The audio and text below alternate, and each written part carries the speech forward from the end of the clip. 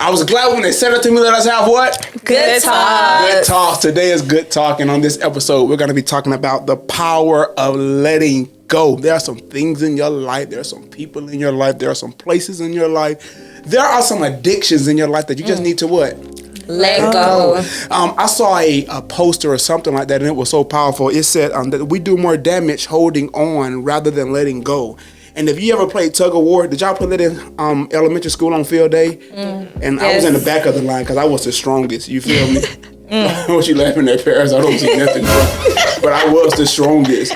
And we was in the back of the line. And if you did not let go of that rope, you know, it would do some damage to your hands. You feel what I'm saying? So sometimes in life, you do more damage holding on rather than letting go. Yes. So on this episode of the power of letting go, I just got one question, and y'all can just take the floor. Okay? How do we drop everything that's holding us back?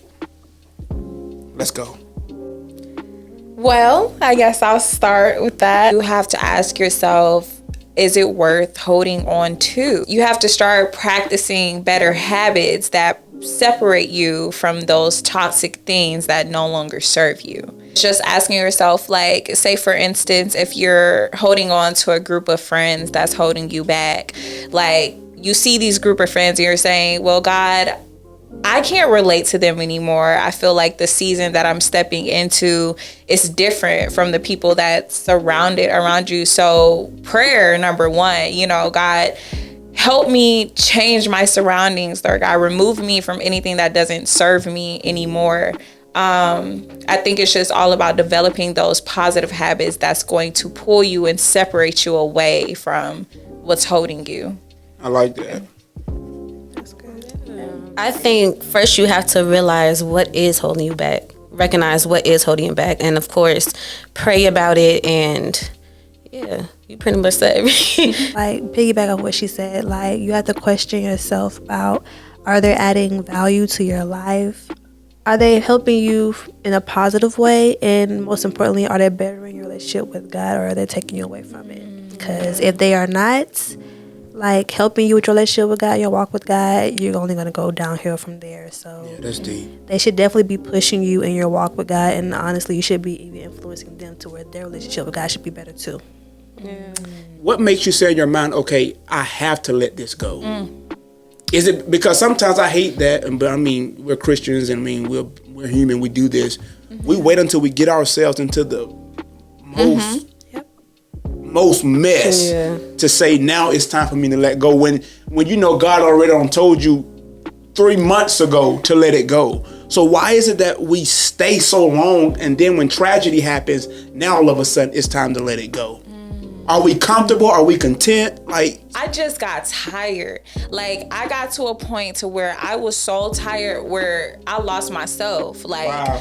To where I had to be like, I cannot live like this anymore. Like, holding on to this is costing me years ahead. And definitely what Paris was saying, that's so true. When, like, is it pushing you closer or further away from God? And I was so far away from God to where I'm like, at this point, I got years of my life to make up for, because I've been holding on to this for so long. And mind you, you can let go of something and be years ahead, and those same people still haven't changed yet.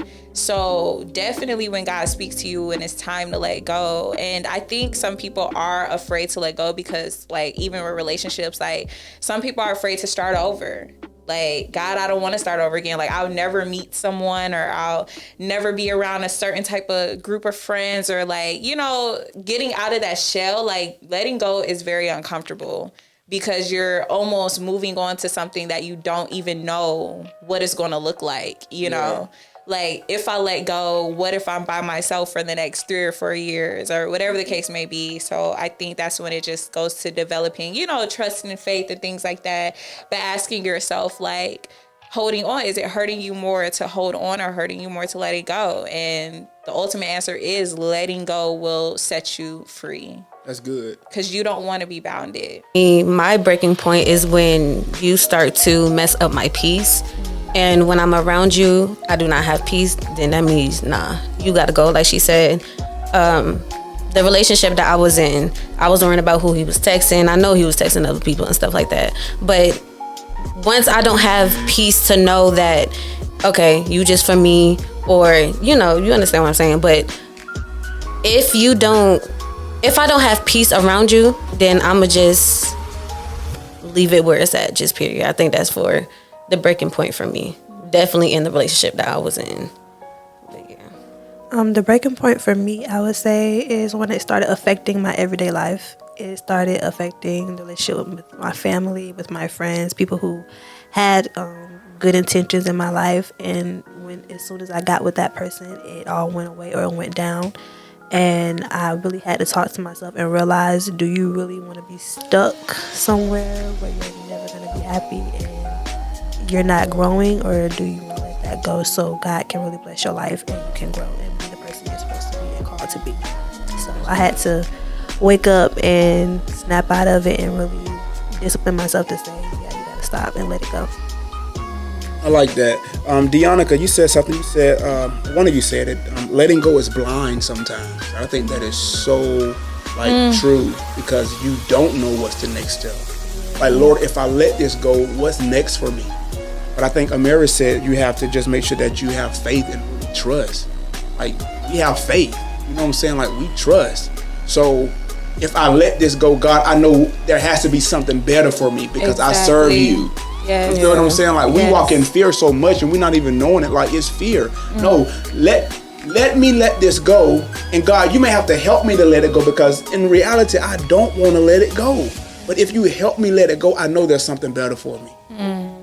Ooh, yes. And not just people, like addictions, strongholds, absolutely. Everyday livelihood. Some things that I do, I have to let it go because I want to be a better me. I'm striving to be a better person every day. You feel me? So I understand that in order to go up, sometimes I got to give up. Yep. I'm preaching better than y'all saying it. Yeah.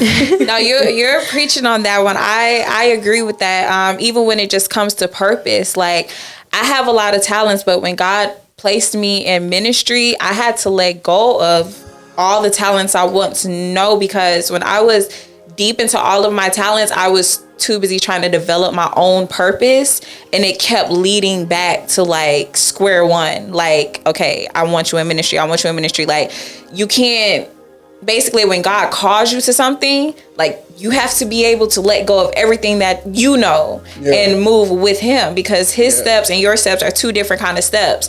And the beautiful thing about God is he's not telling you that you have to leave it. Of course, he would never leave you. He would never let you leave the things that you love to do. But when it comes to purpose and order and just moving on, his way and his move for your life, that's really important too. And it's not always easy. It was very hard for me to let go of some of my talents that I had to come into my ministry, because I'm like, well, what if I can't do it again? Things like that. But it's so much joy in trusting and just having faith and trusting that God knows more than you. Yeah. So yeah. That is going necessary. Somebody say, it is necessary. It is necessary. It's necessary. And sometimes you don't want to do it. Sometimes you feel like the pressure is on you, but you have to let it go. Let it go so God can flow through your life and give you peace. Yep. You know what I'm saying? Like, I need peace. Yep. I'm in a place now to where I have to protect my peace at all costs. Absolutely. Yep. I cannot afford to be dealing with people. I can't afford to be letting people stress me out. I can't afford for my bad habits to creep up on me. So what? I let it go and I give it to God. God, you deal with it.